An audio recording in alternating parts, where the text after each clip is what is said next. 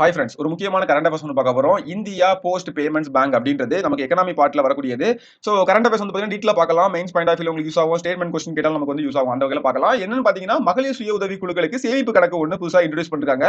அதை பற்றி நம்ம வந்து பார்க்க போறோம். ஃபர்ஸ்ட் வந்து ஐபிபிபி, அதாவது இந்திய போஸ்ட் பேமெண்ட் பேங்க் அப்படின்றது இந்திய அரசினுடைய முழுமையான கட்டுப்பாட்டில் செயல்படக்கூடிய ஒரு நிதி அமைப்பு. அப்படின்னா இது எப்போ ஆரம்பிக்கிறாங்க அப்படின்னு பாத்தீங்கன்னா செப்டம்பர் 1 2018 தான் ஸ்டார்ட் பண்றாங்க.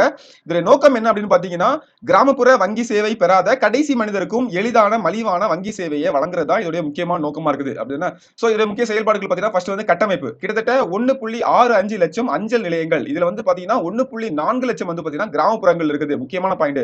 அடுத்து வந்து பாத்தீங்கன்னா வீட்டு வாசலில் வங்கி சேவை, அதாவது 3 தபால் ஊழியர்கள் மற்றும் கிராமீன் டாக் சேவார், ஓகேங்களா? சோ பணியாளர்கள் இவங்க மூலமா அந்த சேவை வந்து வழங்கப்படுது. ஒவ்வொரு இதுலயும் 4 பேர் இந்த மாதிரி இருப்பாங்க. அதுக்கப்புறம் தொழில்நுட்பம் பாத்தீங்கன்னா இந்தியா ஸ்டாக், ஓகேங்களா? இந்தியா ஸ்டாக் அப்படின்றது அந்த கட்டமைப்பின் மூலமாட்டு முழுமையான காகிதமற்ற ரொக்க பரிவர்த்தனை வந்து பண்றாங்க. சோ தொழில்நுட்பத்திலே வந்து அடுத்த லெவல்ல இருக்காங்க. சோ இந்த மாதிரியான டெக்னாலஜி தான் யூஸ் பண்ணிட்டு இருக்காங்க.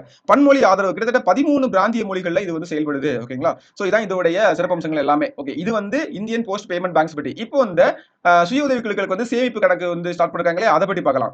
மகளிர் சுய உதவி குழுக்களை முறை சார்ந்த நிதி அமைப்பில் இணைப்பதற்காக இந்த புதிய சேமிப்பு கணக்கு வந்து தொடங்கப்பட்டது, ஓகேங்களா? இதான் வந்து முக்கியமானது. நோக்கம் அப்படின்றது என்னன்னு பாத்தீங்கன்னா தேசிய ஊரக வாழ்வாதார இயக்கம் மற்றும் நபார்டு இந்த திட்டங்களோட இணைந்து பெண்களை பொருளாதார ரீதியாக மேம்படுத்துறது தான் இதோட நோக்கமா இருக்குது.